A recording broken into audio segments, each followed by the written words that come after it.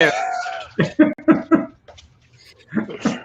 sometimes we're chatting, and then like Wild West has been out there for a half hour, so he'll make a comment, and we'll be like, "Are we live? No, we're not. We haven't hit the live button yet." But people will be making comments on the side, and so it's like, okay. And we didn't realize that, but it's a YouTube thing because YouTube knows that we're coming in, and all that kind of fun stuff. So, anyhow, that's just how it goes. So, anyhow, happy Monday. Monday. Today is Monday, right? Yep. Today Monday? Yeah, today's Monday. Anyhow. Unfortunately. Happy Monday to everybody. Hey, today we're going to have our guest, Hayden Simonis, and he is with Gentle Giant Soft Wash. And the main reason today, Hayden and I talked last week about, or was it 2 weeks ago? Last week. Yep, last week. Yes, about some employee stuff and doing things with employees and building some team camaraderie and that kind of stuff. So we thought that would be a good topic for this evening. So that's what we're going to talk about. Hayden, tell me a little bit about what you've already done and how it went. So we, I guess I go back a little bit toward the beginning of the season. Last fall, I hired on 2 people as a husband and wife. The husband's working for me doing Christmas lights with me for 5 years now, so he kind of knows how things work. He's a union guy. Hayden, let's point out too, for guys that don't know you, you also have Gentle Giant Christmas lighting as well. Yep, too. Holiday lighting. So we do. I live in Illinois, and so come November, October, it gets cold, and nobody likes to work in the cold if you don't have to. So we switched it up as far as being wet goes, and added holiday lighting in 2016. And we've had a blast with it yet. Honestly, we're right about a 50-50 split, holiday lighting and washing. We might take that over a little bit with washing this year, just given some of the commercial contracts we've gotten. But overall, we've been pretty steady 50-50 lights and washing, which has been great. So it's growing consistently along with everything else, but lights is really the heavy focus. Awesome. And just so that everybody knows that doesn't know, so Hayden is Gentle Giant Soft Wash because the guy. So put your camera where it's supposed to be. Okay. So if I didn't slunch over, this is what it would look like. So Hayden looks down on everybody. It's just a fact of life. So yes. Great guy. Fun with it. Right there. Your growth, by the way. Yeah, we had fun with it. So fall last year, I hired on some people. It was kind of a new step for me. Pat's been working with me for Christmas lights, and we were just kind of 2-man-ing it. And added a couple extra guys last year, so we got a taste of that, how that kind of rolls. Rolled it into the spring this year because I was just overwhelmed last year, and kept on my office manager, his wife, and added 2 other guys. Well, I had 1 guy initially, and then Pat left me to go back to the union like I figured he would. So we added a second guy. They're both young. One's 21, one's 18. Just graduated high school.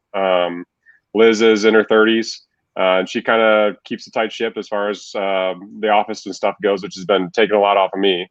But the way we did the start of the year was I've got a contract that I subcontract for gas stations. So I was doing a lot of night work, and since I hadn't brought everybody up to speed on that, we decided, hey, I'm going to let you guys run the residential, and I'll go ahead and take care of the commercial. That way we're not throwing new guys into night work on top of the complications that come with night work that aren't familiar with the equipment. We'll do the easy work first, familiarize yourself, and then grow from there. And so what I found was they took off with it pretty good, but they run into those weird one-offs. Your this concrete stain isn't coming up, or this stain isn't coming off the side of the house, or we're spotting really bad, and over here, what's going on? Just those weird little things.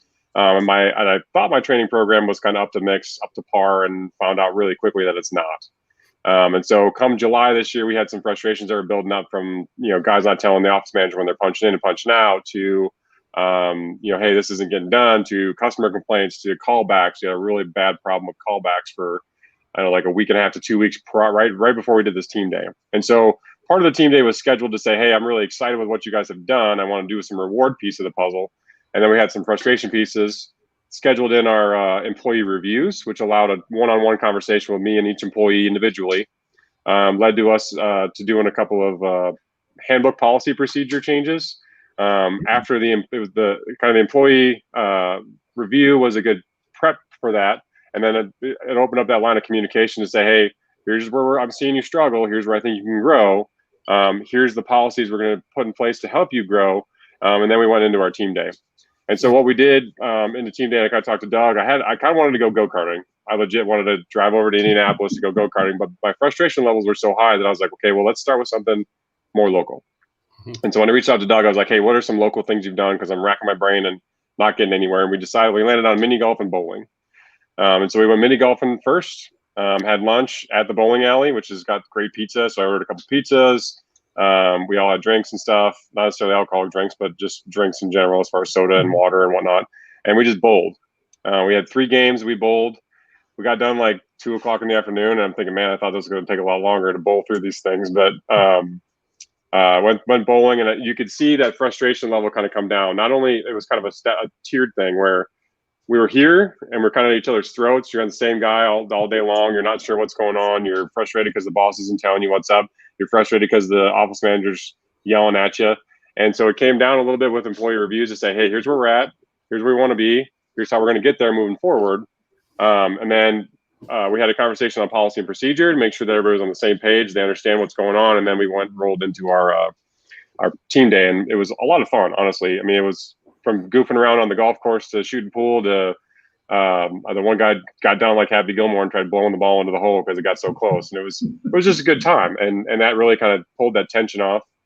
After that, we decided, I was like, well, it's 2:30. We're going to run till 4 anyway. So let's go get some ice cream and just drive around. Let's look at other jobs. Hey, this is a shop we're looking at. Get some input from the team as a whole. And that really seemed to be a kind of a game changer. So I'm seeing some good changes in how my lead tech is changing in his role with the lead tech to some of the systems we're seeing and prepping the truck the night before. So we're ready to go the day after. Questions on jobs itself as far as what we're doing and how we're doing it, notes appropriately, things like that. That's an office manager and I working together with the team to make sure that they know what's going on and that any questions are answered before they leave. Just taking responsibility and the quality of work has increased. The communication line that we've got is opened up pretty good as far as, hey, FaceTime comes up real quick. What do you need, Brant? Great, let's go. Rock and roll, get it done. Yes or no, whatever that needs to be. So he can have the confidence then moving forward. And so that's kind of what I've seen in just the last 5 days. Nice. So I'm curious to see how it winds up moving forward. But part of it is that I wanted to set the line in the sand and say, hey, when we scale and we add more people, here's what we can expect. Here's the job titles. Here's the pay rate. Here's pay levels. Here's your expectations. Here's the handbook. We're moving forward with this. So how often do you actually have one-on-one sit-downs with employees? So this is a first for us. Going on 6 months was kind of the setup. I'd kind of like to move to do it quarterly. Full disclosure, I do work with a business coach. I've been working with him for 4 years now, 3 or 4 years now, and he works with a lot of other service businesses, from towing to HVAC to automotive to whatever else that looks like, alarm companies to construction. And so he's got a template that I've been able to pull up that I can use. That's been really effective in saying, okay, here's the piece of the puzzle that I think you need to work on these things. Here's where I think your strengths are. Here's where I think we can work on it. How do we do that? What can I do to enable you? And that's really been the piece. So I think we're going to do it probably quarterly, maybe every 6 months for sure, 100%. But quarterly would be kind of a goal. So that way I can check in with them and say, hey, where are we progressing in that goal? I want to high five you and congratulate you and be excited about your wins. And then, where your struggle points are. How do I enable you as an employer to do better from that point? Very nice. Something when I have my company, and even the company that purchased us, they still do a ton of things with their employees, but once a quarter they do management and lead techs. They rent a restaurant and it's a open bar, full dinner, buffet style, really a nice dinner as well. Sit down. They have a team building exercise. I've been through one of them now. I mean, this thing is probably costing them $3,000 to $5,000, and it's nice to see. So your side, your size is doing that, and even the big company, that purchased us is doing the same thing. And me somewhere in between, your size and their size, we would do a once a quarter team building or just thank you relaxation, with the guys. And then additionally, once a quarter, I would, and sometimes it'd be once every half year, I would try to have some one-on-one individual time with my techs, and everybody down the line, I would, go out for a lunch or for a dinner, or we'd go to the range or something like that. So I could have a couple of hours of just time. We could talk about business if they want. We could just hang out if they wanted to. One of the things that I initiated pretty early on was weekly employee meetings. So every Monday morning we do a safety meeting, and in the very initial phases, I would do a one-on-one with everybody every single Monday, which means that the larger jobs, I would have the sit down with the lead and the assistant tech on that Monday morning first, so that I could get them out the door first, and then the next group, and then the next group. When I hit the 10 employee mark, I couldn't do that, because now I'm like, there's no way I'd be there all day. So then I started doing like every other week, and I wasn't consistent with it, but I was fairly consistent. And the one thing that I noticed about that the most, and I would encourage most people to, hey, quarterly is great for a great big team building thing, but I would encourage people to have one-on-ones more with their employees on a little bit more of a regular basis. If you had 10 guys and you did, one every single day, then, within a 2-week time frame, you've hit every single one of those guys. And even if it's just a quick, 5-10 minutes, with them before they head out the door for their job, it's amazing the respect that we garnered for each other, and what they would tell me, what they would talk to me about, what I would learn about the others. And because they would share, they got to know that they could confide in me, and I wouldn't, so I would find a way to fix whatever problem they were having. And I could tell the tension levels to say, hey, we really need a group, a group fun day kind of a thing. For sure. And I think one thing that I've noticed, and again, it's different sizes too. So I fully anticipate there are going to be phases in this. But right now I've got 2 techs and 1 office person. I probably spend most time with the office person. She is double checking with me. She's doing sales. She's doing follow-ups. She's doing, hey, what do we need to order? Things like that. And I put a little bit more responsibility on her as an office manager, along with the raise associated with her performance and where she's been in the last 6 months, and the amount of help and I really got the full, I know how important you are, because you two went on vacation once on me, and now I was free, and each one of the techs in the field were like, yeah, Liz, you can't go anywhere anymore because he goes nuts. So, and part of that was, okay, well, I understand what I put on her. There's gonna be some additional pieces and then some more authority to go with that, where she has a second in command, finalizing of, hey, you're going home for the day, or hey, I need to get this done, or hey, I'm not giving you your checks on Friday. We had a situation Friday where I left early to go to a bachelor party for my brother that I was putting on, and I said, I need this and this and this done before they get their checks and they leave. We had a discussion. It was going to be a half-day shop day, get everything organized, cleaned up, figure out what we need to do, parts, that kind of inventory piece of the puzzle. But they're not going to leave with their check until they're done with these 2 things, right? They've got everything else done. I send them off to go take trash down. I send them off to go get gutter stuff down. These 2 things need to get done. And he tried to pull his check, and she's like, no. Did you get that done? And he goes, no. I said, well, go get it done. And that was really kind of a good experience for all of us as a team. I have a really good open door policy. If you want to come talk to me about something, talk to me about something. And I think I've got a great relationship one-on-one with each of my employees. However, I do think that's going to be more difficult the bigger this thing grows. Yeah, it was. I mean, that's what Scott's comment is. I don't know if you can see it or not, but they've got 10 crews. They try to visit them once a week, and he said, hey, it can be challenging. But you're absolutely right. The bigger it grows, the more out of your time as the manager it's going to take to get out there and work with these guys. I mean, if there's a focus for it and it was your goal, and you're able to delegate some of the other pieces that I may need to do, so like a sale call or put out a fire or whatever the case is, and I can do that on my office manager or my staff, that's going to make things a little easier. The other part that I think is really good is having a one-on-one conversation. Sometimes I'll have like one tech will leave early or leave like right on time. He's like, yeah, I got to go to this meeting, or I got this thing scheduled with my girlfriend, whatever the case is. The other one will stay. And that's a good one-on-one time for even just 20 minutes. Sometimes the one-on-one doesn't have to be scheduled. You can just wind up having some intimate time with the guys around the shop. And it works out real nice with that. So they'll even call me on a Sunday and be like, hey, what's up? Yeah. Yeah. So our big thing that we used to do, we would that once a quarter thing we went whitewater rafting one year. One year we took the guys to Universal Halloween Horror Nights, and put them up at our Marriott that we're members of. And, that was really enjoyable for them because they don't typically aren't doing things like that. And they were, invited to bring their significant others or their wives, girlfriends.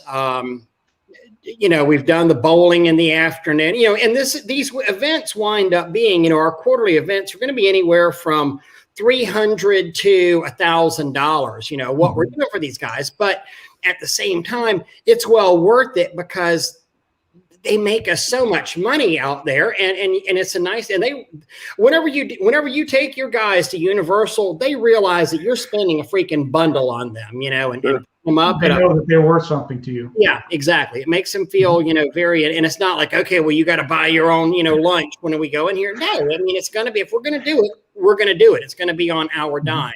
We've always done a nice Christmas party every year. A nice, either dinner. We would alternate between lunch and a dinner and lunch. And then we kind of moved just to dinners. But, it's so important. And if you're horrible with money, I mean, make a little account.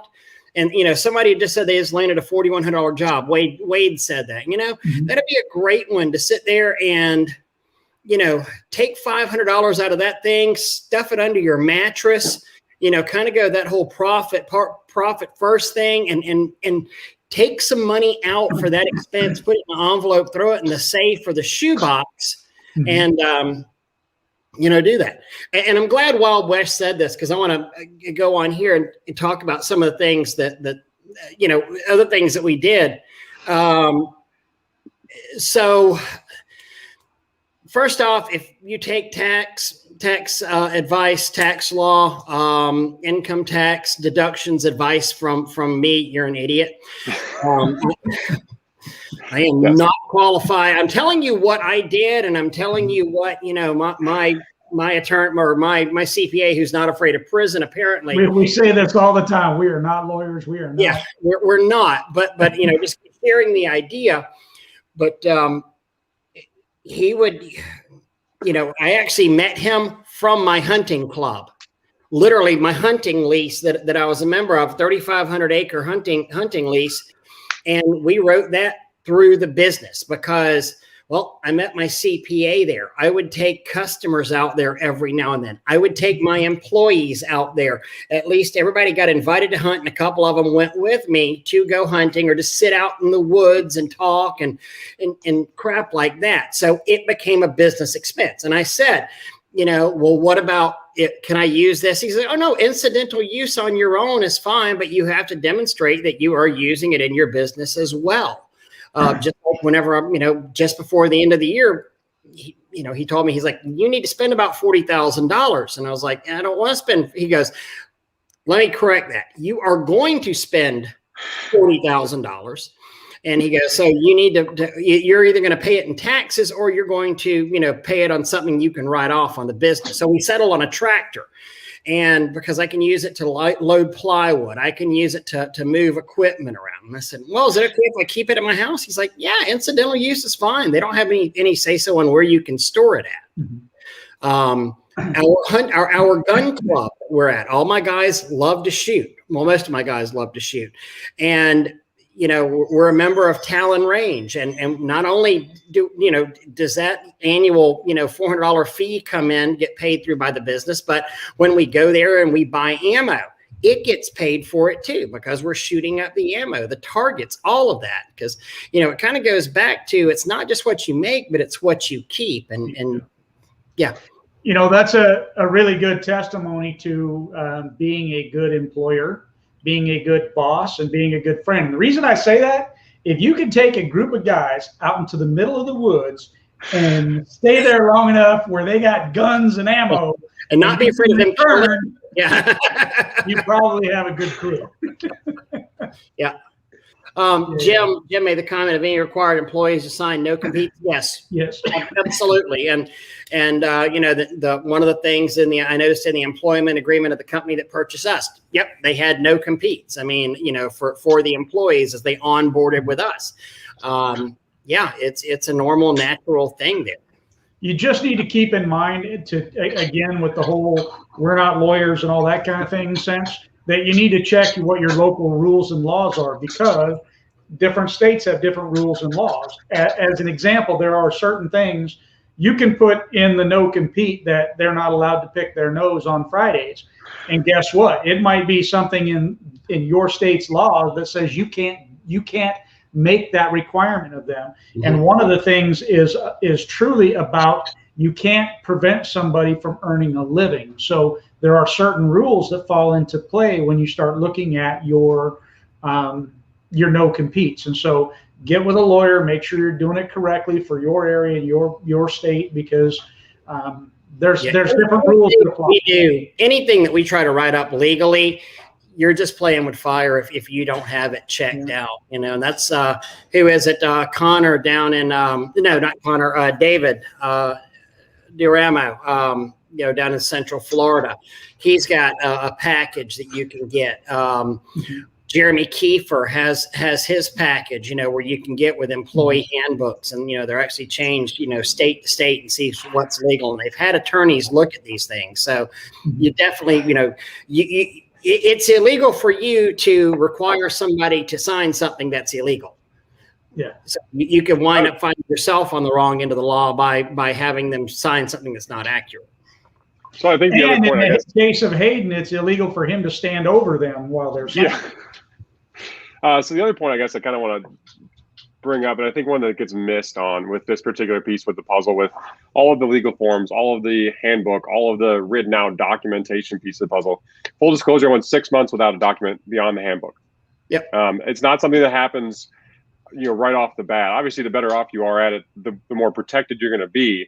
But your risk at different levels in the business that you're in is going to be different day to day, much less month to month and phase to phase. So when Ray and Doug talk about all these different pieces of puzzle, I don't have a non-compete right now. I don't. It's one of the pieces of puzzle that's on my board to say, hey, look, this is one thing we need to work on. And the next piece of the puzzle we have we just implemented additions to the handbook. It can change on the same token of appreciation, or the same level there. My crew leader, my lead techs, my assistant techs, and my office manager just got their job requirement listings. These are the things I expected you as far as job expectation goes. Right. So that was something I made up based on what we experienced. So that's good. Correct. Correct. And that's what I say, it's a work in progress. It's really important what you're saying there, though, because I'll sit there and talk about the handbook, and all of us may be talking about stuff, and I'm so glad you said that, because how many of us new guys that are out there looking, and I know that whenever I started, I was thinking, oh my God, you do this and you do that, and you get literally paralyzed because you've not done some of those things. And the journey of 1,000 steps, 1,000 miles starts with one step, and sometimes you just have to do it. You just have to start somewhere. You have to start putting it in there, one document at a time. And the other thing I want to just mention too on that is, if you go over something with your employee, and this is something that my business coach is really stressed on, if you go over that employee, especially in the state here in the state of Illinois, the employee wins most of the time, especially if you're not covering your butt as a business owner. Yeah. So there are states out there that are a little more lenient, a little more business owner friendly. The state of Illinois is very union friendly, and therefore it don't matter. He's had examples where he's got text messages, where the employee has immediately said, yeah, I'm not showing up today, I just don't feel good. And he's got 3 or 4 of those in a row, on top of a, hey, if you don't show up again tomorrow and there's an unexcused absence, or you're not signed out, or whatever the case is, you're going to be terminated. Well, that unemployment case gets paid out because there's not enough proof. It doesn't matter if it's in the handbook and a policy change and the whole 9 yards, there's still not enough proof for them to say, hey, the employee's in the wrong. And so covering your butt as much as you can, saying, hey, okay, well, we went through the job requirement sheet. I have a copy on file that says that you signed it. So when you do something wrong, here's where you signed it. Here's where you went wrong. Where's the disconnect here? Right. And that can come back to document. And Florida is what they call a right to work state. And I've heard many attorneys talk over the years about, good luck getting that no compete to stand up in court, but at least it's a little something there that may keep them from jumping ship. I want to go back right here. RPC said, I give my guys bonuses all the time. We did the same thing. However, I will say this about the bonuses, that my guys, while it may be an immediate, and just think about this on the bonuses, but where as far as team building is concerned, my guys never 2, 3, 6 months later talked about, man, I really appreciated that $1,000 you gave me. But I can't tell you how many times they've said, hey, when do we get to go shooting again? Hey, any chance we could go back to Universal this year? They start looking forward to some of those things. And while the cash is nice, they really, the things you do with them stick in their mind. Even if it's something as simple as, bringing them donuts and bagels every now and then, kind of a thing. Or just like Scott said, if you swing by their job site and, bring them some ice cold drinks or, whatever, show them that you care about them and that it's not just about the business, that there is a caring, nurturing thing here, that you are a team. Wait a second, you give a crap, Yeah. And, shirts. That's another big thing too. I think so. All of my guys got one of the full color sublimation shirts. They love them. Yeah. But I was like, well, I can't afford to get, and they know this. That I can't swing $35 a shirt or $40 a shirt to give five of them. But we can do a couple of screen print shirts, and then we'll do colored shirts. Like I got my office manager going to pick up deposits for Christmas lights Wednesday and Thursday. Hey, wear your full colored shirt. That way there's no question of who you're with when you're picking up a deposit.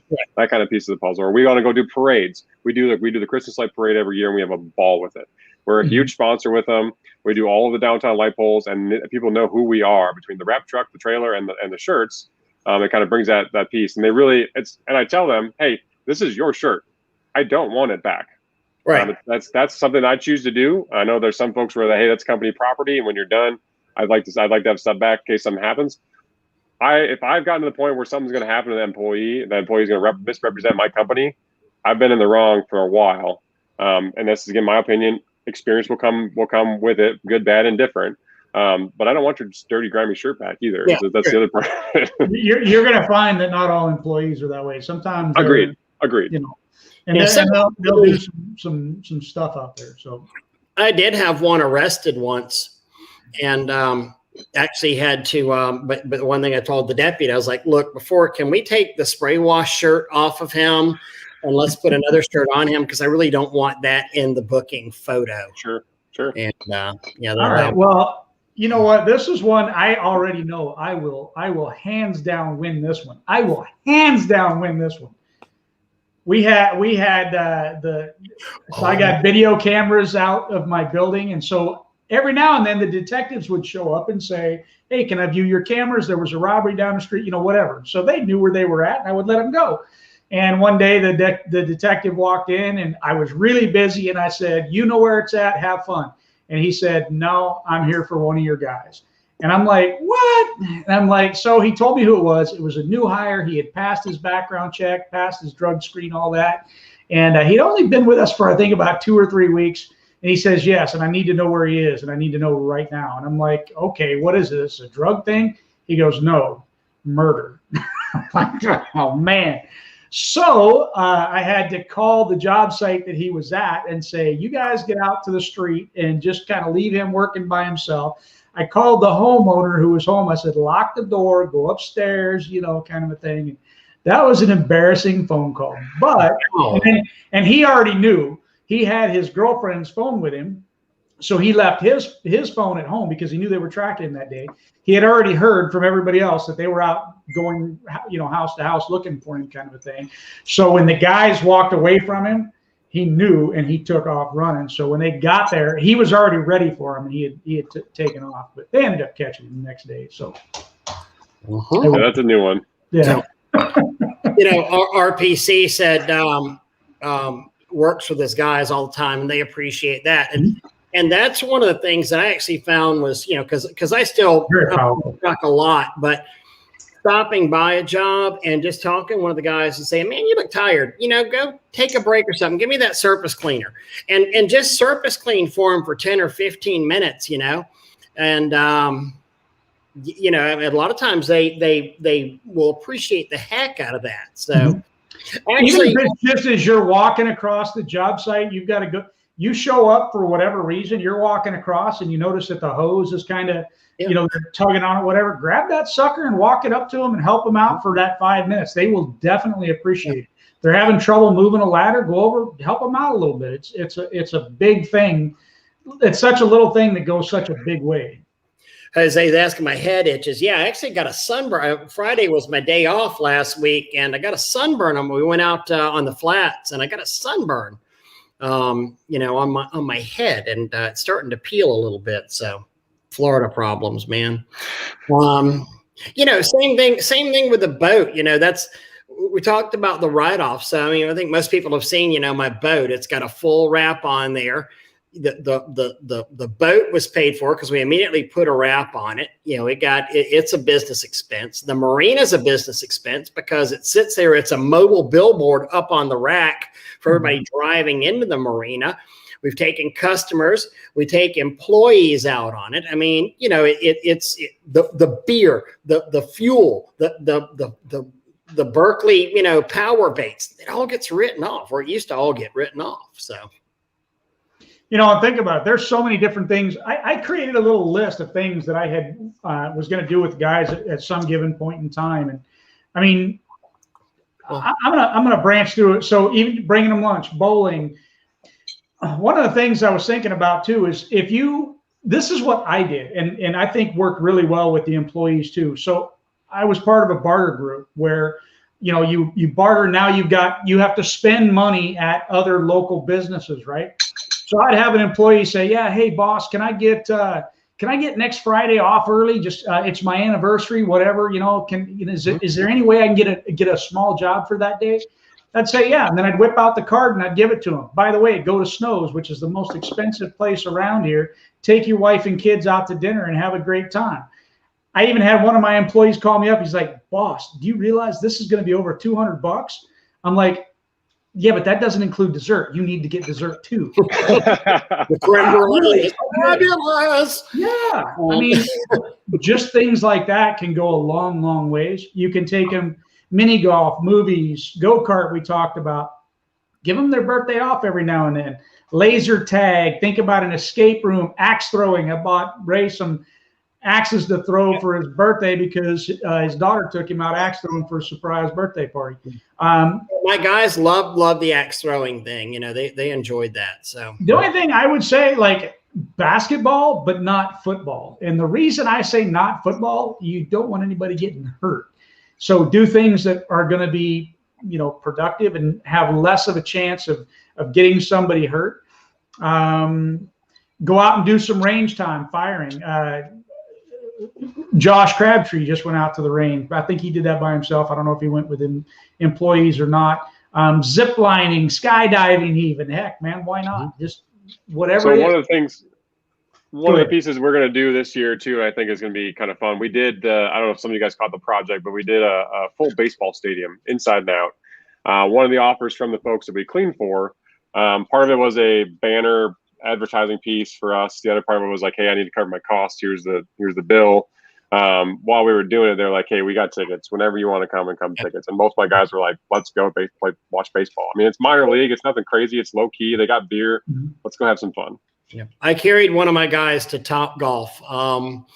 And absolutely, he had an absolute blast there. That was fun. So yeah, you can trade out for fishing trips and everything.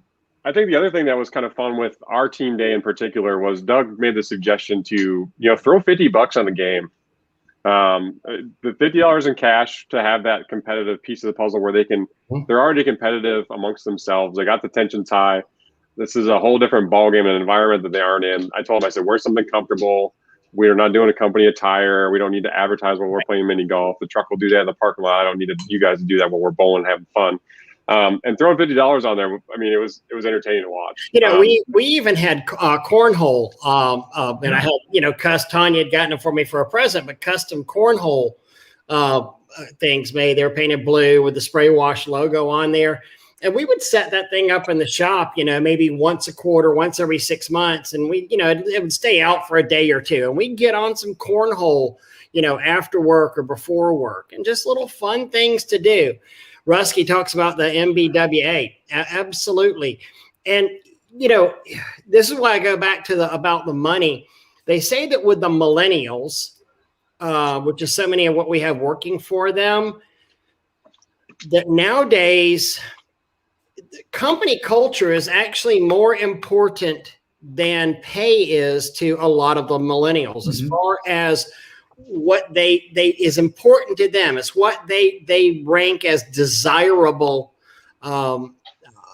qualities in a job, you know, because they want to feel to be a part of something, and that's part of the team building exercises. Definitely. The other thing I thought was really interesting. So part of us pre-team day, sometimes, and I know I was this way as an employee. Why am I doing this? Right. So here's my 6-month plan. We know Christmas lights is coming up. Here's a couple things I'm looking at buying a van. I'm looking at buying trailers. I'm kind of exploring these options. That puts 4 other feelers out for people looking for vans and trailers and stuff that's of quality. They know what I like. They drive it every day. They understand the quality that I'm looking for and the headaches that I'm willing to take on by being in this stuff. Okay, well, here's the Christmas lights. Here's what we're planning for January. Here's what we're planning for February. Here's what the rest of the year looks like. Here's some stuff that I want to get you guys involved with, assuming that it comes up. Now, there's always that caveat that it may fall through, things like that. And they were really receptive to, okay, I know how I fit into this team, and us trying to build a team rather than just, you know, hey, here's your job, go ahead and rock and roll with it. And part of the team and why your role is so important and what you do and why you do it, from getting the paperwork out of the truck back into the office so we can bill accordingly. Just something little like that has been huge. And just again, just in the last 5 days, I've noticed, even over the weekend when I was at a bachelor party, I got employees text me saying, hey, I'm thinking about doing this. What do you think?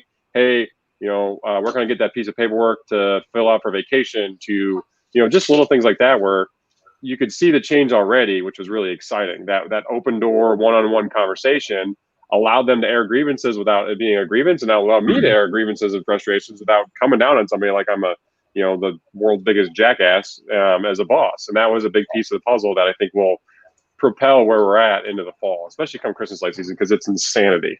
Because having that paperwork right there where they're like, for me, I like having the paperwork right there, like where they do their where they put the daily paperwork and all that, so they can see, hey, the time sheets are right there. The what is it? The time off, the requesting for time off, all that paperwork is right there. They can see it. And then that way it's there right in front of them every day. If they want something like that, they know that, hey, I got to fill this out because it's right here. Well, Wes brings up a really good point there, but you know, you do have to remember here, you have to be their boss. The boss, yeah. Friend, you know, and you need to. So here's a point that I think, and my dad, for those of you guys that don't know, and I probably haven't talked about it a ton, my dad sat 42 years in the Army, right? So enlisted men, went in, graduated as an E9 sergeant major. So the highest enlisted position you can have. So him and I got the opportunity. A Father's Day weekend, he went down to Memphis with me to get some work done. I had a guy quit day before I was supposed to leave. He's like, "Yep, I'm retired now. I'll go with you. We'll have some fun." It was a good one-on-one time with me and him. But it was also the opportunity for me to say, "Hey, here's where I'm at. Here's some of the management stuff that I'm getting into that I've never experienced before. What's your opinion on it?" Now, his opinion is much more military based. I'm much more of that millennial style. Hey, we're going to be a teammate. I'm still your boss. And so the biggest analogy I think that he had that I shared with all my team was, if you picture a T-graph, a T-chart, and on one side you've got boss, and on one side you've got friend, right? So you as a boss, even with all the team days, you get to float that line. Yeah. Right. So if you put that visual out and say, hey, I get to float that line. However, my priority is boss. My secondary is friend. I still have to protect what I'm building. But then you could see the light bulbs going off, like, okay, I understand why he's a dick some of these days and why he's really cool other days. You know, so part of that, I think, though the argument is, hey, you got to be boss. You're right. You do have to be boss. Boss is primary and friend is secondary. And it's okay to float in between. You're going to get burned because you float too far. And you're going to lose people because you floated too far the other way. But if you find that middle in between and understand how each of your individual team members respond to reaction and can control your own, I got laid into my lead tech guy. I got a call from a customer. He's like, hey, what should I expect in this gutter clean? Because I'm taking pictures and they were here for 5 minutes and they're gone. And I've still got stuff in my gutter. Well, hey, my office manager's on the phone with the customer and I'm on the phone with my lead tech chewing his ass up and down, right? Because I don't get mad, and it's very, very, very rare that I get mad. But I was really pissed at this day because there's a build-up frustration piece of the puzzle. And I straight up apologized to him. I said, we said on our one-on-one, I said, look, I allowed my feelings to get to this level when I should have reacted at this level so we could constructively move forward. He's not a guy that takes yelling at. Here's where we got to move forward, going forward. I need to communicate. What's that? Most employees are not good with being yelled at.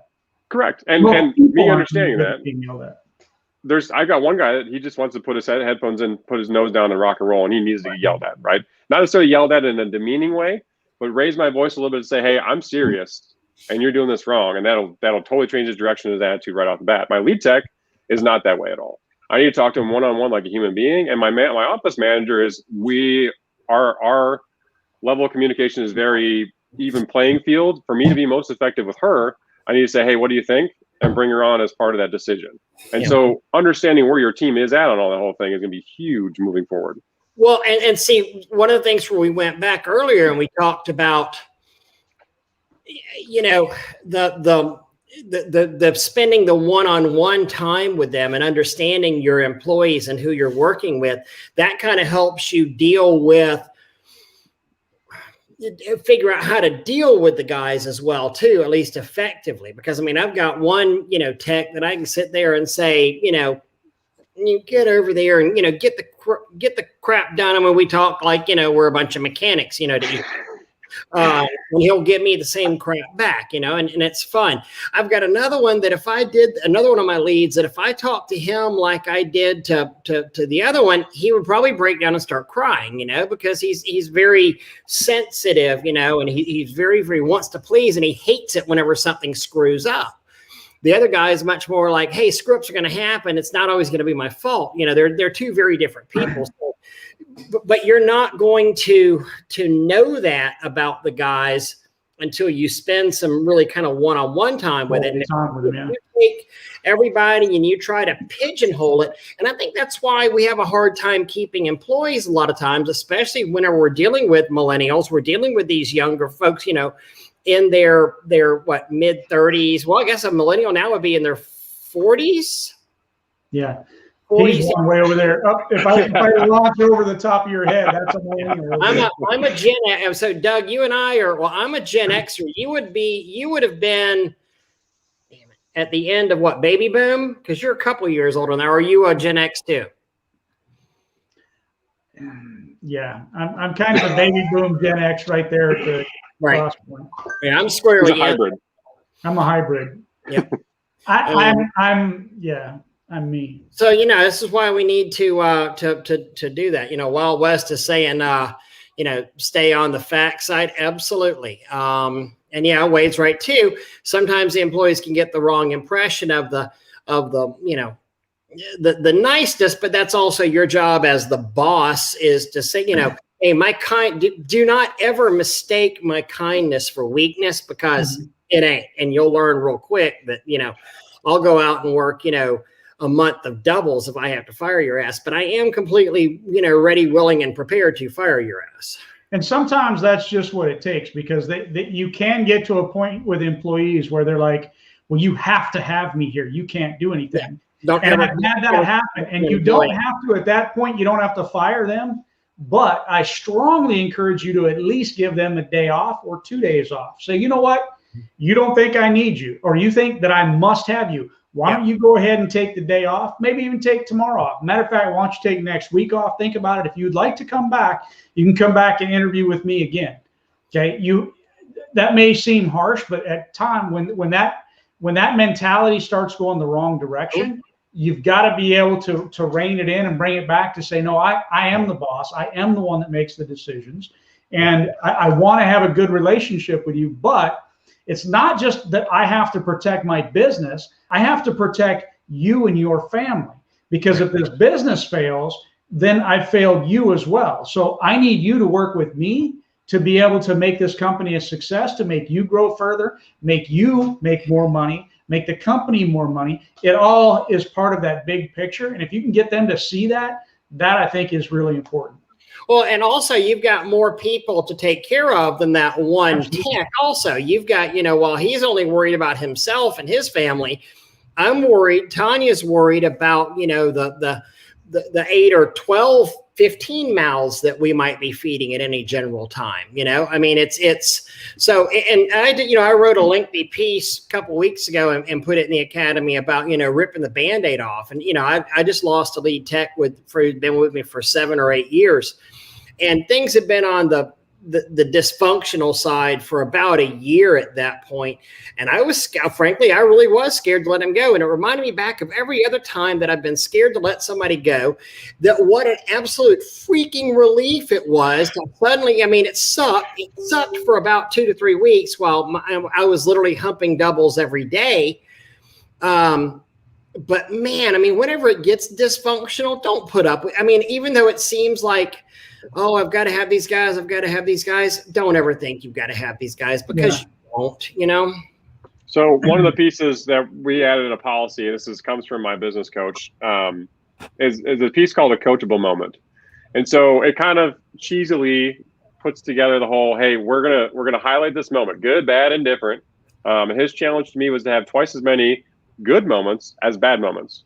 But on this coachable moment, basically it says what happened, what were the expectations that led to this piece of the puzzle. So like today, my guys, they went out and they did 4 jobs without me. We did a really gnarly, big monster gutter cleaning. I had some stuff to do, and they didn't get back till 6 o'clock, which is good for them. Now, some of you guys are like, well, that's just getting started. But for them, that was a huge step in saying, hey, they not only did they take all their pictures, they got all their paperwork done, they got 3 happy customers, they're pushing for reviews. They're doing all the things that we talked about last week in their employee reviews. Well, hey, I can go ahead and I can give praise in a coachable moment. We have a one-on-one talk with that coachable moment and how we can keep that moving. Inversely, we can have that, hey, this is what happened. Did you just have a bad day? We had one day where a guy found out his girlfriend was cheating on him at 18 years old. That's a big deal. And he's just a dick all day. And then all of a sudden the other guy's mad at him because, well, this guy's not doing anything. He's just washing the same spot for 2 hours in this house, and I'm done everything else. He's frustrated at me, and I'm trying to figure out in between what's going on. And so we can use those moments and say, hey, where are we going to go from here? And it also gives them an opportunity to correct it. Yep. If they don't know what's wrong, hey, how do I correct it if I don't know that's a problem? I'm in the same boat, right? If I didn't realize that thing was bad, yep, it looks good to me. Rusty saying any cog on a sprocket can be replaced if necessary.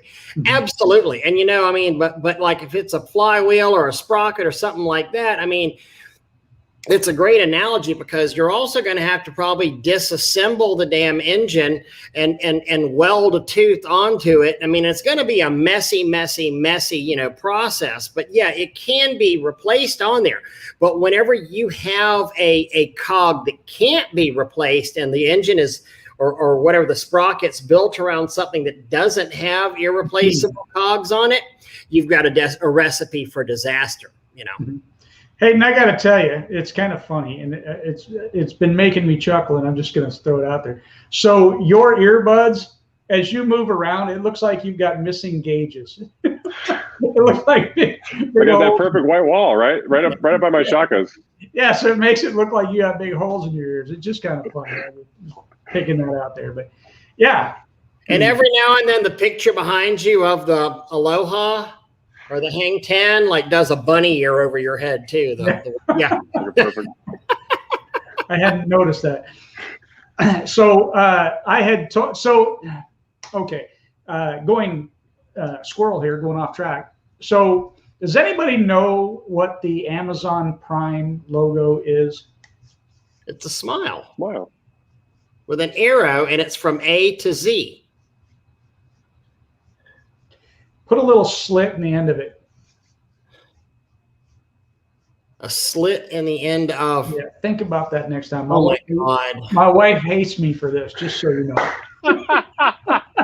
Wow. She says I cannot drive down the road nowadays without seeing the Amazon everywhere.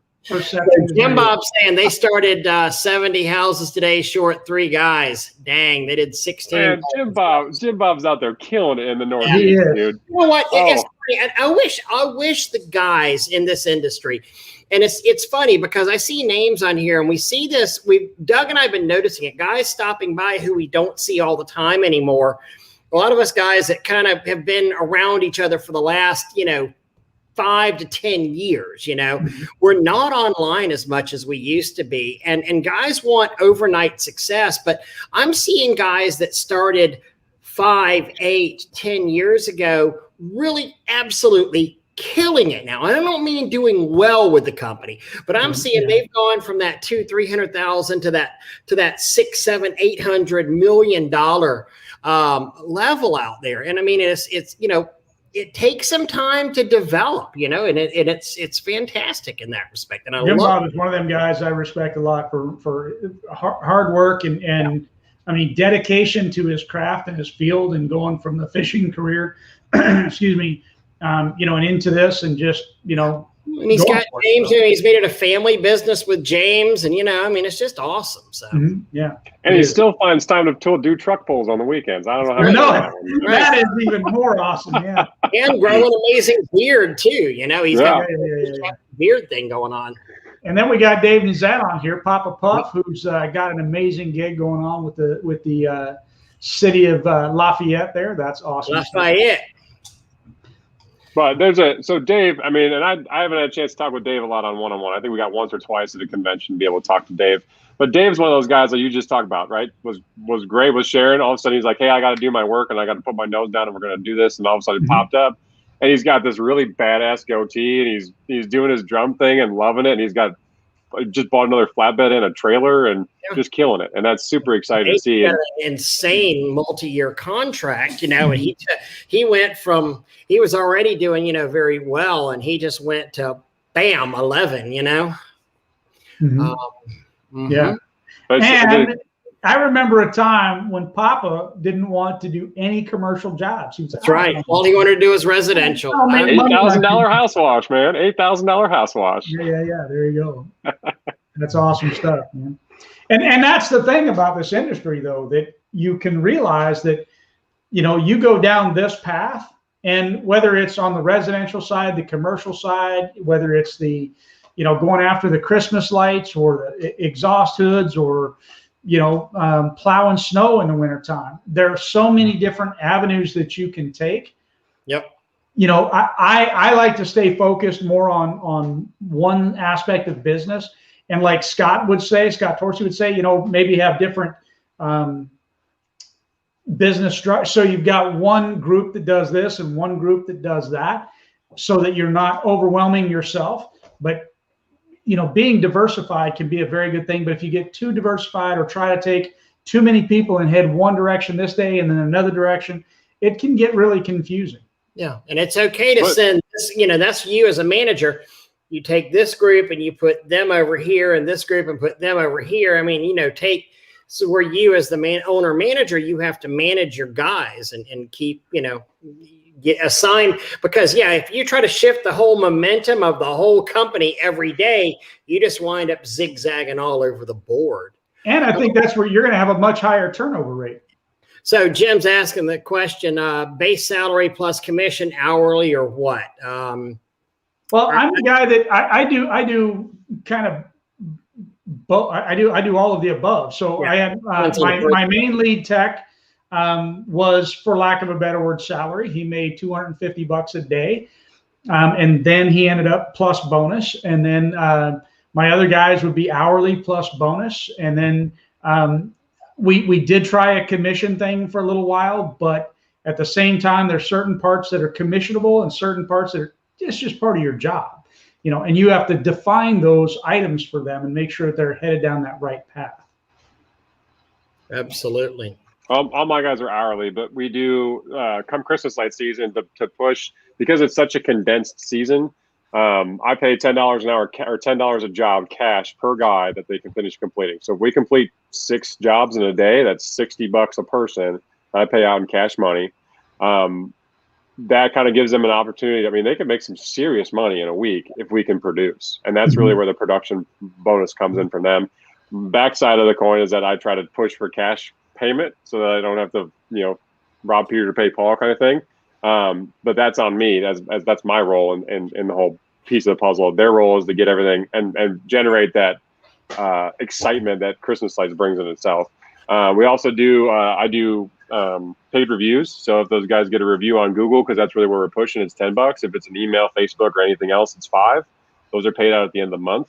Nice. So sometimes, I've got a guy that makes his truck payment based on reviews, and that's just what he does. Awesome. So, they're pushing, and granted, his truck payment isn't crazy. He's 21 years old, and he's making it, but you know, that extra $150 to $250 goes a long way, and it helps me substantially because I get the reviews, and then it helps him inversely because he gets the business too. He gets to, you know, that's a cycle that keeps rolling around. I mean, if you're doing this job right, if you're running your company the right way, there is no reason that your lead techs shouldn't be making between high 40s to low 60s, and your assistant techs could be in the 40s to 50s, or maybe high 30s to 50 on there. And I think that's that's one of the things that Tanya and I were always very proud of ourselves with from when we started in 2009, was we wanted to give a living wage to the guys. We did not want to,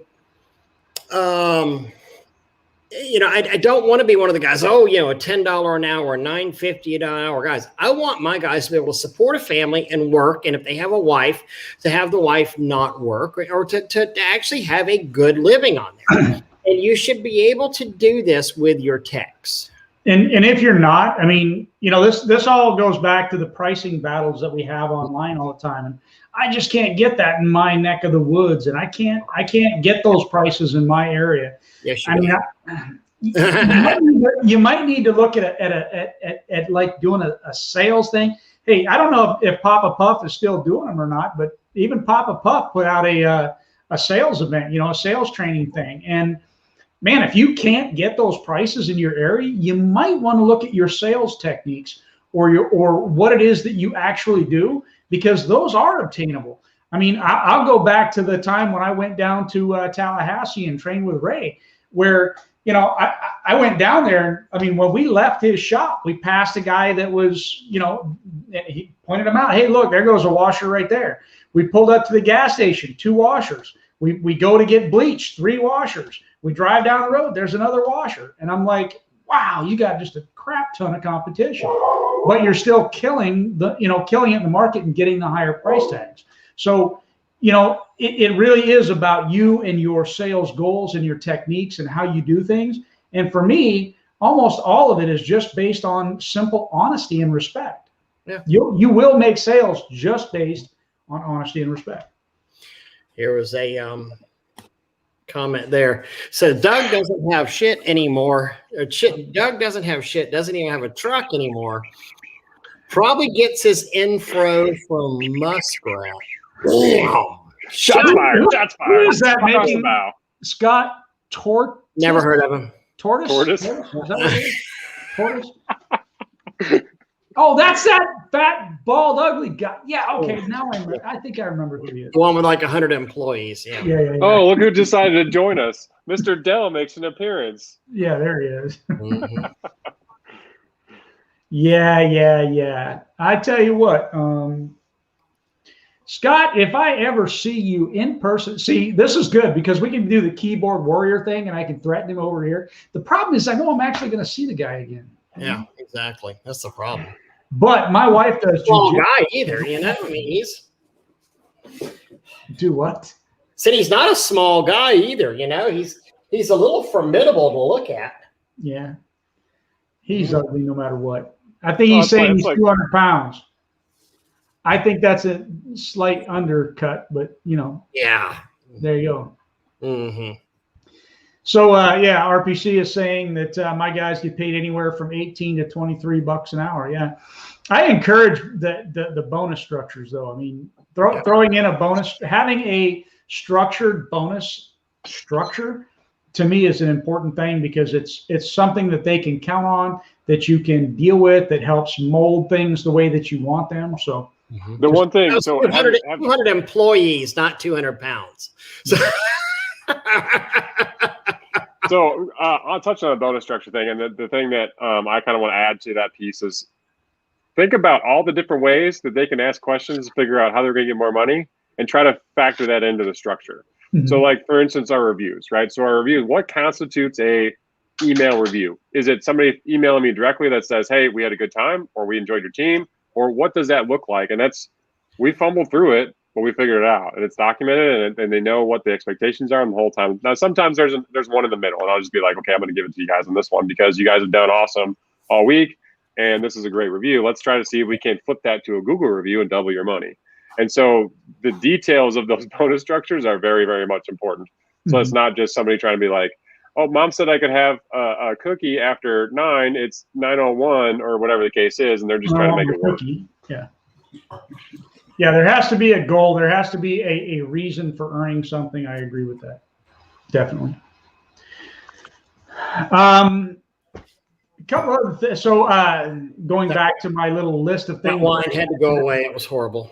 Bow and arrow shooting. Do a lunch and learn, which we're going to talk about that in the Spray Wash Pro Forum. We're going to do that. I haven't told Ray about it, so mum's the word. Ring toss. So here's one that we did that you can do. Like, let's say it's a day where there's not much going on, or it's a rain day outside, and you're going to clean up the shop, and you know some of the guys want to go home, whatever. You can do it. I have a ring toss at my shop where it'd be like, okay, hey, if you toss that thing and you get that ring on there, you get to go home with pay. And then, turn it into a game and make it fun. You can volunteer as a group at one of your church activities or whatever. Go rock climbing, camping, cookouts, volleyball, dodgeball, scavenger hunt. There used to be this thing, I'm sure it's still out there. I can't remember what it was, but you would use your GPS. You know what I'm talking about? And you would go find different locations. Oh, geocaching. Geocaching, yeah. Why not do something like that for the day? Dodgeball, there's a local thing here where they do this dodgeball tournament between companies. And we haven't done it. I kept planning to do it. The problem that we ran into is that they always wanted a female. And surprisingly, I had an office gal that was kind of heavy. I didn't think she'd even entertain doing it, and she was all gung ho for it. But we missed the sign-up deadline. What's that? Absolute dream. Think about that. I mean, hey, we're going to get into a dodgeball tournament, and you just get to pelt the crap out of your employees with a hard red rubber ball. No, but see, that's the thing. You and your employees are against other companies. No, see, I like it my way. Y'all just all line up in the shop, and I'm going to sit here and just. The last one standing wins? Sure, why not? Yeah. And by the way, we're using softball. About the build. You had mentioned exploding kind of thing on there. That's one of the reasons these meetings, these discussions, these hangouts are good, because it's the buildup of frustrations. And I'm going back to about 15, 20 minutes ago where you said you get the buildup of frustrations. So we get this out of the way, by having the small meetings, the small 15, 20-minute encounters in there. We can avoid the catastrophic argument, which can happen if stuff builds. Absolutely. But part of that, I think, and this is something that I've done in some personal coaching and some personal mastery courses, is understanding where that level is at on you before it does reach that boil over point. So if I know that, hey, I'm driving in traffic, and I did this to kind of just notice it as an experiment. So I'm driving back south from the UP. My wife and I are coming back from, I believe, her grandmother's house. And this guy cuts me off. I mean, we're doing 85, 90 with traffic, and this guy just wants to get right in and cuts me off, right? My immediate reaction was I could feel the anger from my toes come up to my nose, and it was almost instantaneous. But I caught it right about my chin and pushed that sucker right back down, so I wasn't driving like an idiot at 90 miles an hour. So if you look at where you're at in your business, and you kind of take that analogy, okay, I know that this is a piece that really frustrates me, and that's been building up with this employee. How do I control my emotions to then have a productive conversation with that employee? Not an easy thing to do. I would never say it's an easy thing to do. And you guys probably from experience could say, hey, it's not an easy thing to do. It's not an easy thing to do with your wife. It's not an easy thing to do with your kids. It's not an easy thing to do with your coworkers. It's definitely not easy to do with your employees. But if you can consciously work on it each and every day, from an encounter of, hey, a feeling of joy if somebody held the door open, to, hey, I was in line next to go pay my ticket or my registration at the DMV where you're already pissed anyway, and you can control that and change the outcome. I personally feel that that's gone so far for me in my personal life and in my professional life. Say, hey, where's that win-win? That customer that's calls you up pissed off, right? And you just want to yell right back at them and be like, well, yes, ma'am, I understand. Let me meet with you. That gives you an opportunity to cool down, and you can go into it with a clear and an open mind. No different than internal. You got your external customers and internal customers. Boom. How do I control myself in the situation? Disarm. I mean, the term that I've heard for it before is, disarming behaviors. You'll have and we're not talking about employees now, we're talking about customers. Customers want to call up and fight with you immediately, and that you have got to, if you want to fight with them, who really wins? I mean, you get into a fight with a customer, it's going to kind of work out badly, but you need to understand those, that disarming behavior out there, and it'll definitely help you out some. That's why I like to do the more routine one-on-ones with your employees, because by doing that, you really do narrow down. There's not enough time.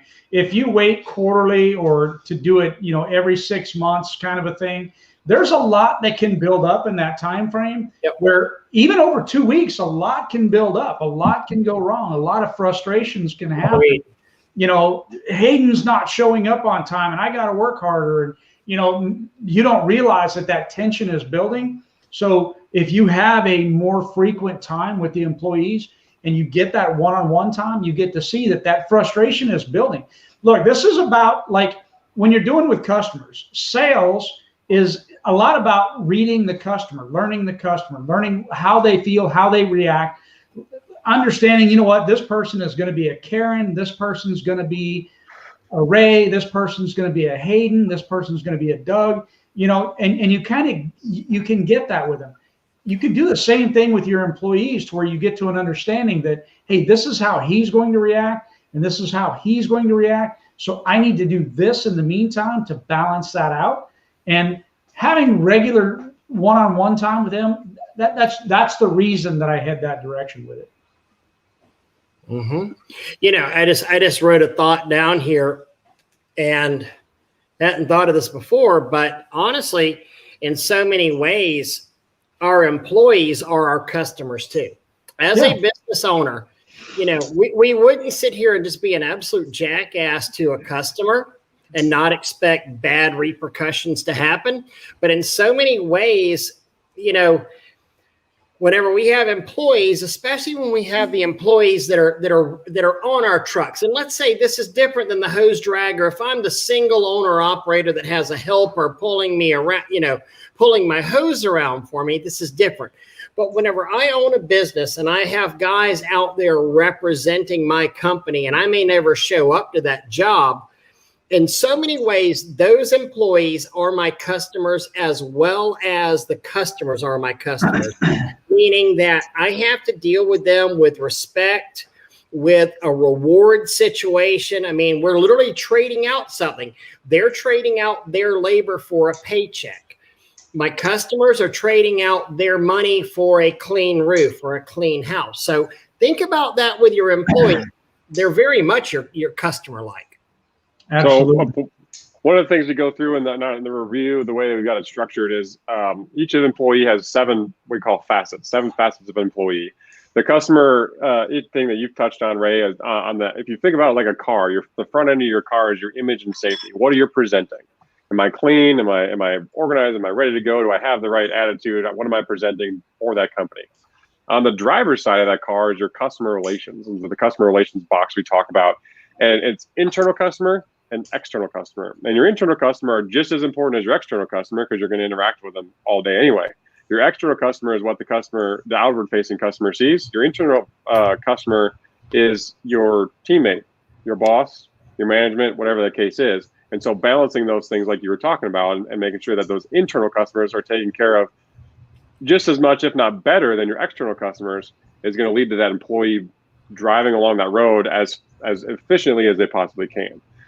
There's other facets, and we can get into them, and that's a whole different talk, as I'm definitely not a professional in that respect, but my business coach touches on it weekly when we meet, and when we do these bi-weekly meetings with the group of other entrepreneurs that I've gotten to know, and salespeople and people that just want to better themselves overall.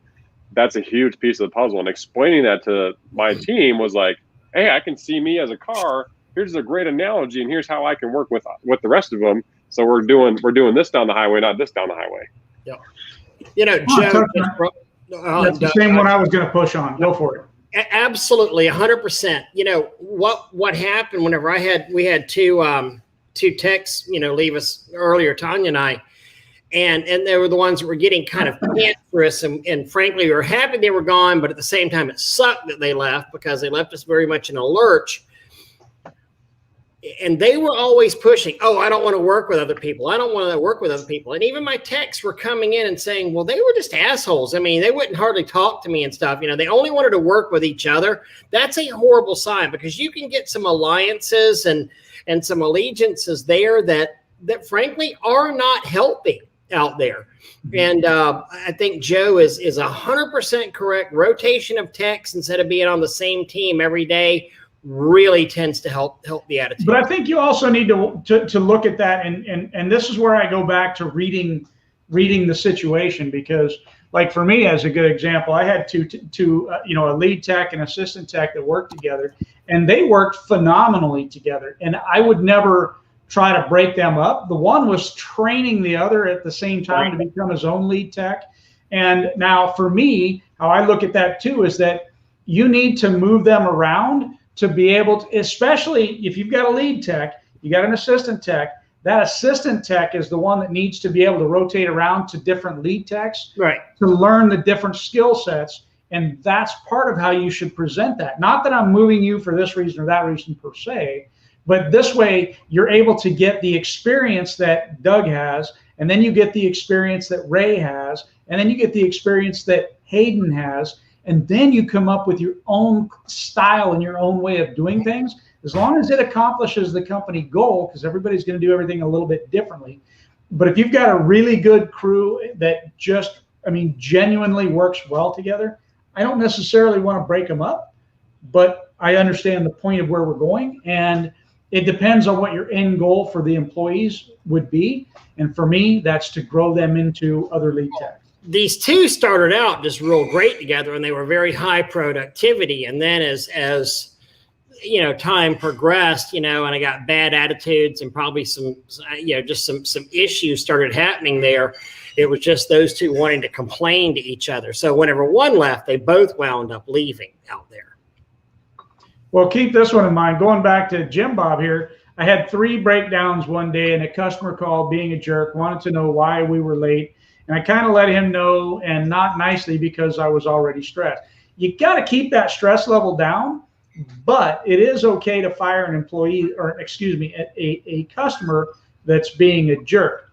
I think you should keep them up to date and all that. And you have to understand that they're being a jerk for a reason. But if they cross that line, that proverbial line, fire them. Yep. Oh, wow. I just figured out how to flip. Look at there. How did you do that? Look at that. Now we can like put Hayden on the spot there. We don't make him feel like the redheaded stepchild over to the right. Wait.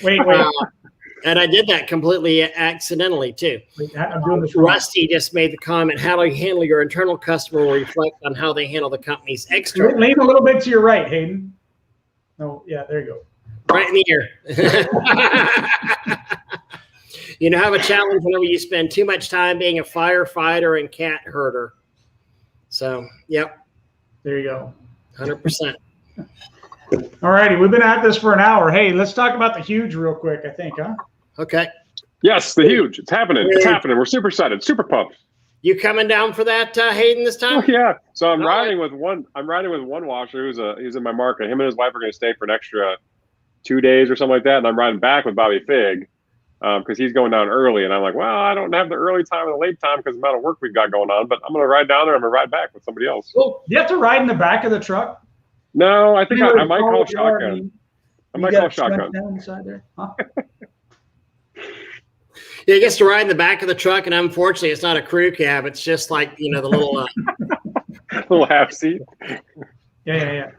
Just like so just real quick, if you're new to the industry, looking at getting some experience with it, we will start off at 8 o'clock in the morning with our basics class, roof cleaning and soft washing class. That will go from 8 o'clock in the morning till 11 o'clock in the morning. And then we will kick off the signature series, the plant and property protection class, which starts at noon, runs till about 4 o'clock. And with the plant and property class, you also get the online version. So you get the live version, the online version, plus you're going to get the government sales, online version of the government sales. And then lastly, we will have a pro only with Jason Ayers, and we're going to talk about rig building, have got more of a social, and have some free drinks, that kind of a thing, and just to have some business talk and some one-on-one meaningful time that Scott Torsey is not invited to. Exactly. He can't come. Either Jacob. Jacob's not invited either. Yeah. It's not my class. I'm just uninviting Jacob. Paul's not invited. Tim's not invited. Yeah. I don't even think Ray and I are invited. Beyond the plant and property protection class, which I think is absolutely fantastic and everybody should attend, especially, I mean, even if you're brand new and if you've been in a couple of years and you just want to refine a couple of things that you've got, or maybe you only do house washes but you want to add roofs, if you're just not quite pressure. I mean, it's good to hear. Yep. I would highly encourage you, even if you've got only a day to go to the huge convention, go. And here's what I'm going to say why. So there's been times where I called Ray and I said, Ray, hey, this is the situation I'm in and I know that you've done it. Or Ray, I've exhausted literally everybody else on my phone that I can call, and I know you've probably run into it. So we've had that relationship for probably 5 or 6 years now, to where I can say, hey, Ray, I got a problem. Can you give me a hand? Doug's the same way. I know that if I got a question about employees, if I got a question about scaling, if I got a question about roofs in general, it's gotten to the point where I've had a friend of mine who was on here, Rich Sheon, who called, or was it happened to be in the area, and Doug's like, hey, who's in this area? I got a roof in that area. I put 2 and 2 together. Ray was able to service Doug's customer. Doug has a great reputation still. Rich has a great reputation. The whole line, I get to play middleman. There's great friendships. Rich and I met in 2016 at the convention of Who Shall Not Be Named, and we have been great friends that check in on each other once a week at minimum. Or Rich will be like, hey, I ran into this problem. I just want to give you a heads up. This is what's going on. Or, hey, I know you do more of this. Is it worth me getting into it based on what I want? Things like that happen, not only at the convention floor, but the after the convention floor piece of the puzzle. And that one-on-one time where you get to socialize with other business owners in the same industry from even different areas. That's what so many people don't realize. I mean, it's not only about don't get me wrong, there are some awesome classes, fantastic, especially ours. But, the getting to hang out and socialize. Got them there. And, Doug and I, spend our days, literally, there's not a day that goes by that we don't get a text or a call or something from somebody going, hey, can you help out with this? And, that's one of the things, if you're a Spray Wash Pro member or you've done plant and property and all that great stuff. I mean, you get a pipeline to us, and we're going to, make the time to answer your questions. It's our commitment, to you guys. Not only that, but it's also not something where if we don't know the answer, we're not making it up for you. That's not going to happen. I mean, if we don't know, we're just going to say, you know what, you should go to this person or that person, because I don't. It's not my field of expertise. I don't know. But even Ray, so Ray's got a friend of his or somebody he made contact with in the Indianapolis market. Her and her husband had just moved there. They were looking to add Christmas lights to the bit. Ray did Christmas lights for a little bit. He was able to offer some help, but he hasn't done it to the extent that I have, and I've taken it to. And so he was able to connect us. I'm able to keep food on their table by helping them on top of everything else. So there's a two-way street, and then people you'd never think you'd be friends with. You make friends with, and people you think you'd be the best of friends with, and you realize what they are offline. Totally different ballgame. And so that's kind of the cool thing about these events is getting in person, no keyboard warrior nonsense. You get to go out and you get to have a drink. Well, and sometimes you realize what they are offline, and you still wind up being not what they are online. You still wind up being friends, which is how I really feel about Jacob. I mean, here, let's see, Dustin saying something about you. Called Hayden Simonis.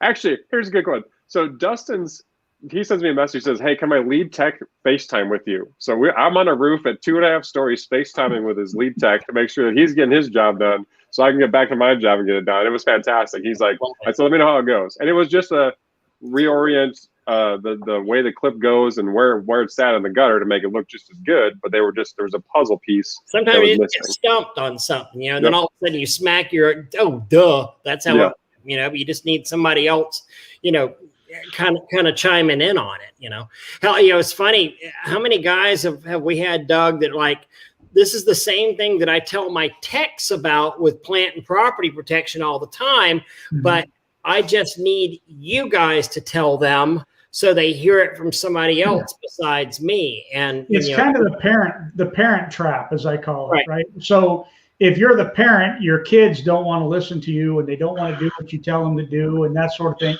Employees can be the same way sometimes, and they need that little extra somebody else of, it's just somebody else outside of their parents telling them that this is how it's supposed to be, or this is how it should be done, or that. So sometimes just getting that outside influence, even though you're saying the exact same thing verbatim, no matter what, it's just good to hear it from somebody else.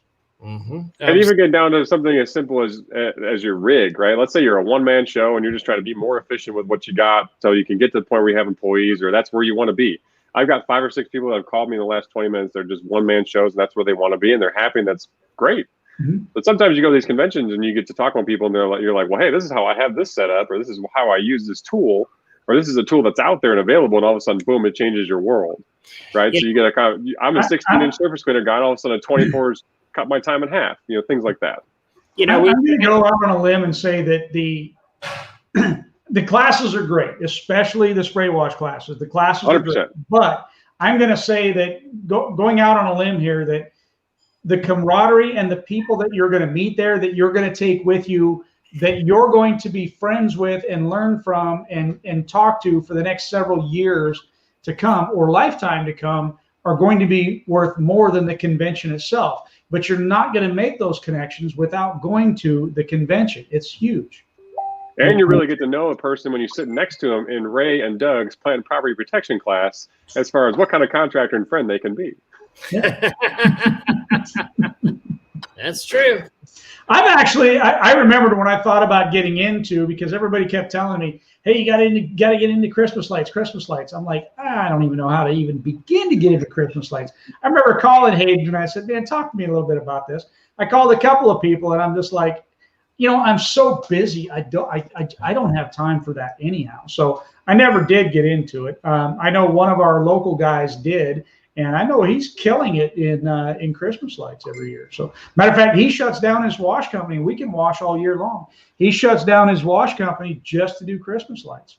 I'll tell you what, I screwed up on Christmas lights so bad. I don't screw things up usually. But I made a horrible tactical error on Christmas lights, and I wish I would have. It was that suit, wasn't it? What's that? It was that suit, that Christmas light suit you wore. That was a tactical error. Yeah, that suit. Come on, man. You're a cool suit. You're a member of Clippa, aren't you, Hayden? Yes, I am a member of Clippa. Yeah. I went and tried to do this whole Christmas light thing on the cheap and kind of piecemeal it together, and I shouldn't have. It's one of those things where I should have properly stocked, properly done everything, had extras, made a special, because we were trying to wash and Christmas light at the same time, and it was very tough. It was really, really tough on us. So that's right. I got Jacob blowing on my phone over here. Yeah. Just don't pay him any attention. I don't. Yeah. Normally I got to turn the phone off, because it used to be that between him and Scott and they just call just to say, oh, he's live. I just want to see if you answer. Let's screw with him right now. Just blow up his phone, especially if you're live on your phone, and then they blow it up so that it messes with your live, and you're like, man, you guys suck. And they know what they're doing. Exactly. They absolutely do. Anyhow. All right. Well, any other questions out there? Hayden, you got anything else you want to add? No, I've had some fun with this. This was a good time. I appreciate the invite. I'm glad you did it. And now you've been on here. Everybody else, see Jacob. We got this one instead. See what's going to happen. I'm going to get a bazillion friend requests here in about 10 minutes too. Yep, there you go. Well, hey, tell me about Christmas lights. Other guys will actually text you. Hey, Hayden, we really like you to come on and do a podcast or an interview. We're trend-setty kind of things here. It's all good. Mm-hmm. Anyhow, we don't mind it one bit. So Good time. beautiful. Well, as always, we appreciate y'all for listening to us. And man, a huge convention. Be there, be square, that kind of a thing. And then we got the PWNA event coming up after that, and of course we've got the World Series of Poker. I'm sorry. Oh, hey, one last thing. I just want to let you know that there was because of COVID. I know everybody loved COVID. Because of COVID, there was no huge convention last year, which means that there is 2 years of buildup rolling into the fall here. So you should probably go and realize that there's some money to burn and some fun to be had. Yeah, absolutely. Yeah. Somebody is wondering, do you have, now people, Michael Melton saying the man on lights. Do you have a YouTube channel? Somebody is wondering for your Christmas lights. I do not have a YouTube channel. Those of you guys that are, if you're interested in Christmas lights, I'm willing to talk to you about it. I'm totally cool. If you like Spray Wash Academy, and any of the Facebook groups associated with pressure washing, I highly encourage you to take a look at CLIPA. CLIPA stands for the Christmas Light Installation Pros Association. There is some sales stuff that go on there for product and whatnot. However, it's a great forum. If you're interested in Christmas lights and you want to dig into that like you have with pressure washing and spray wash, I have a ton of videos that I've made in CLIPA over the last 5 years. If you're interested in becoming a licensee with We Hang Christmas Lights or similar companies and you're interested in questioning that, I'm happy to help with that as well. Christmas lights, like I said in the beginning, is a little bit over 50% of our revenue, and we might break that a little bit this year with some washing stuff, but it's still a huge part of our business. I'm a Christmas light nut. I've got a lot of Christmas light nut friends, and I can point you in the right direction. And absolutely, that's one of those things that I really do recommend, getting direction and making a little bit of investment to get your back stock in, and it's. From what I've seen from CLIPA, they seem like a quality organization, and all the guys that I've met with them seem to, I love Josh, and I highly recommend y'all check that out if it's something you're interested in doing. Yeah, definitely. We actually had the want, we had the calls, we had people, just the desire, but we don't have the time, and it just left a horrible taste in our mouth here in Tallahassee doing it because we didn't have the time and we weren't stocked correctly to do it. I've done the bootstrap. When I started everything, I didn't have a dime to put into it, and I've done it. So I've got some techniques for if you're interested in doing it. If you've got the cash, the capital backing, it's going to be way easier. However, it is still doable. Yeah. If you want to get into Christmas lights and whatnot and do it the right way, not the Ray way, we're good to go. Not the Ray way. And with that. So hold on. Joe's asking a question. Does yours what, Joe? I don't know what Joe's asking. See, the real ladder man here is Jacob. He loves. Oh wait, he's asking. He's like, I get it. He said, "Your tall ass can't fit in the YouTube frame," and now Joe says, "Does yours?" I got it. Yeah, yeah. You don't have tall enough frames, and Jacob doesn't have. Why? He's got the van. It's the van. That's what his frame is. It's just his cargo van. There you go. Y'all be nice to Jacob. Come on. It's all said with love. That's what it is. It's all about the love. It's all with love. That's a fact. Good enough. All right. Hey, peace out. On you. We're picking near you. Yeah. You can pick your friends. You can pick your nose, but you can't pick your friend's nose. Is that how it goes? Jacob picks his friend's nose, though. That's a caution. Word to the wise. Tim Hazel, he does the same thing. He's out there. Anyhow, he's got those big fingers too. Where is the convention at? That is going to be Atlanta, Georgia. August 18th, 19th, and 20th. Yep. So Wednesday, Thursday, Friday for those playing at home. Yep. Spray wash classes, 18, huge convention, 19, 20. So exactly. Be there or be square. Oh, another shot spot. Shot across the bow, your mom's house. Oh, I'll be in the call about my mom's house. I'm sure that'll be Jacob's thing. There you go. Doubled each year on Christmas light. Very good. Very doable. I might have to look at it next year, but anyhow, Is this the Midwestern goodbye? Is that what we're doing here? We're just prolonging it and Oh, saying yeah. peace I out. don't know. Doug's apparently wanting to get off the line here, so I don't really care. I'll go on forever. This is the Monday nights are the nights when we can go on forever. It's Thursday nights that I got to keep it to, the normal. Gotcha. An hour-ish. Oh, my wife's looking at me like, nope, it's about time to be done. Oh, that's it. Let's go. It's time. So just so you know, for us having to get off of here, that's all. Hopefully she can hear this and she knows I'm joking. If not, tell her. Yeah, Manuel, actually, I want to go back here. Oh, yeah. It's in your ear. So there you go. Oh. All right. Hey, peace out, y'all. We'll see you. Hold on. I want to go back here. Manuel, he had put a comment and we forgot to put that up there. He did a roof watch, applied the chemical, did not like how it looks. It did not rinse. Probably didn't have enough chemical. You probably didn't have enough chemical, or you saw dead algae if it was a really heavily infested thing. So, Manuel, just wait for a good solid rain rinse, get it out there. Technically, ARMA, Asphalt Roofing Manufacturers Association, I'm assuming this is shingle, says you're supposed to rinse. They don't say how much you're supposed to rinse. But one of the things that we've always said with our customers is give us 2 rains before ever calling us back. That's actually, we have that written up in literature going.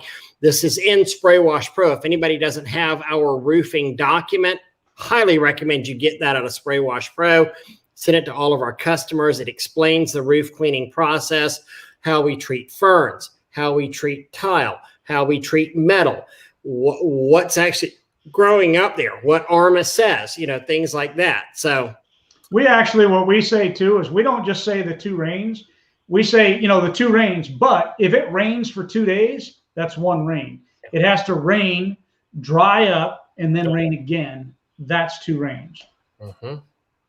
And if it still doesn't work, just dress it with Christmas lights, so it'll look a whole lot better. Exactly. They won't notice the roof. They won't notice the roof at night, right? I would actually say tripled here on that con. I want to go back to Michael J. Ovens Michael J. I don't know why I did the J in there. Sorry about that, Michael. Can I drive up to Atlanta and visit if I can make the whole thing? But like for the class, yes, you can just come up for the spray wash classes. It's up to you what you take and what you do. Mm-hmm. All right, I'm legit gonna get off here because she needs her computer. So there you go. All right, buddy. Good to see you. Good to see you guys. Appreciate y'all, and again, peace. See you at the huge. Absolutely.